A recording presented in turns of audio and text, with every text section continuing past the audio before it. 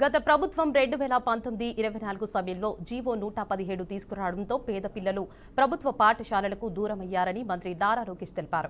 ఈ క్రమంలో ఎన్నికల సమయంలో తాము ఇచ్చిన మాటను నిలబెట్టుకుంటూ ప్రభుత్వం వచ్చాక ఆ జీవోను రద్దు చేశామని చెప్పారు. శాసనసభ ప్రశ్నోత్తరాల సమయంలో పలాస ఎమ్మెల్యే గౌతు శిరీష అడిగిన ప్రశ్నకు మంత్రి లోకేష్ సమాధానమిస్తూ గత ప్రభుత్వం నాడు నేడు కార్యక్రమం చేపట్టిన తర్వాత కూడా 233 పాఠశాలలు మూసివేసే పరిస్థితి ఏర్పడిందని అన్నారు. 2019 నుంచి 24 మధ్యలో గత ప్రభుత్వం జియో 117 తీసుకొచ్చి తద్వారా ఏమైందంటే పిల్లలు ప్రభుత్వ పాఠశాలలు దూరం అవుతాం జరిగింది. అధ్యక్ష గత ప్రభుత్వం నాడు నేడు కార్యక్రమం చేపట్టిన తర్వాత కూడా 233 పాఠశాలలు ఎక్కడైతే డబ్బులు ఖర్చు పెట్టారో మూసేసే పరిస్థితి వచ్చింది. అధ్యక్ష ప్రజాప్రభుత్వ ఎన్నికల్లో చాలా స్పష్టంగా జియో 117 మేము రద్దు చేస్తామని చెప్పాం, చేశాము.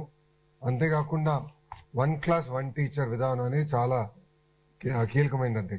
అధ్యక్ష ఒకసారి మనం చూస్తే గతంలో కేవలం 3% పాఠశాలలోనే 1 క్లాస్ 1 టీచర్ ఉంటే అది ఇప్పుడు 33% పాఠశాలకి మనం తీసుకెళ్తాం జరిగింది. అధ్యక్ష దీని ద్వారా ఏంటంటే మెరుగైన విద్య పిల్లలకి అందించవచ్చు, ఎగ్జామ్లో మంచి ఫలితాలు రావచ్చు అని మేము అందరం ఆశిస్తున్నాం.